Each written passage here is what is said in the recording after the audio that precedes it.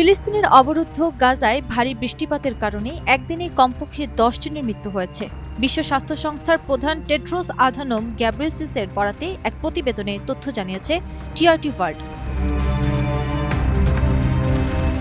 গেল ১৩ নভেম্বর সামাজিক যোগাযোগ মাধ্যমে দেওয়া এক বার্তায় ডব্লিউএইচও মহাপরিচালক সতর্ক করে বলেন, খোলা পরিবেশে বসবাস, অপর্যাপ্ত পানি ও স্যানিটেশন ব্যবস্থা এবং অতিরিক্ত জনঘনত্বের কারণে তীব্র শ্বাসযন্ত্রের সংক্রমণ, বিশেষ করে ইনফ্লুয়েঞ্জা, হেপাটাইটিস ও ডায়রিয়াজনিত রোগ দ্রুত ছড়িয়ে পড়ার আশঙ্কা রয়েছে।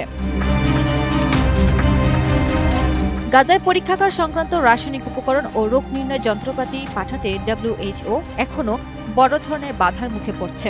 এছাড়া ইসরায়েল অনেক জরুরি সরঞ্জামকে দ্বৈত ব্যবহারযোগ্য পণ্য হিসেবে চিহ্নিত করে প্রবেশের অনুমতি দিচ্ছে না বলেও তিনি উল্লেখ করেন। টেড্রোস জরুরি ভিত্তিতে এসব অপরিহার্য সামগ্রী গাজায় প্রবেশের আহ্বান জানান।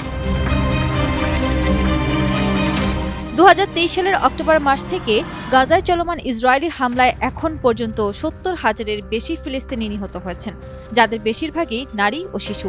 এছাড়া এ সময়ে আহত হয়েছেন ১,৭১,০০০-এরও বেশি মানুষ। যুদ্ধবিরতি কার্যকর থাকার পরও এই সহিংসতা অব্যাহত রেখেছে দখলদার বাহিনী। গেল ১০ অক্টোবর যুদ্ধবিরতি চুক্তি কার্যকরের পর থেকে ইসরায়েলি সেনাবাহিনী একাধিকবার যুদ্ধবিরতি লঙ্ঘন করেছে। এতে অন্তত ৩৮৬ জন ফিলিস্তিনি নিহত এবং ১,০১৮ জন আহত হয়েছেন।